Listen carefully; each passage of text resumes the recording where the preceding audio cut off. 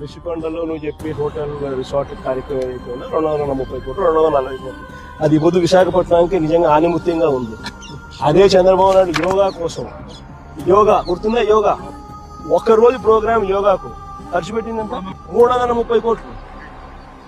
330 కోట్లు. కనీసం నేనన్నా 240 కోట్లు పెట్టి బ్రహ్మాండమైన బిల్డింగ్ కట్టి విశాఖపట్నానికి తలమానికంగా ఉంది ఆ బిల్డింగ్. ఈ పొద్దు కూడా పోయినాను అనుకో ఆ బిల్డింగ్ లెక్క గవర్నమెంట్ పోయి చూస్తే విశాఖపట్నం అంతా పోయిన టూరిస్ట్ ప్లేస్ కింద కనపడుతుంది. ఇక్కడ మోడీ గారు వచ్చినాడు అనుకో, లేకపోతే పుతిన్ వచ్చినాడు అనుకో, లేదా రష్యన్ ప్రెసిడెంట్ పుతిన్ వచ్చినాడు అనుకో, ఎక్కడ పెడతాడు?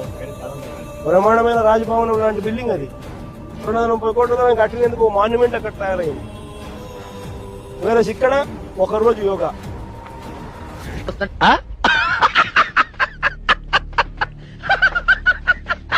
330 కోట్లు ఆవిరి. దాన్ని ఏమంటారు? స్కామ్ కాకపోతే అది నా మాటలకి అయ్యే ఖర్చు.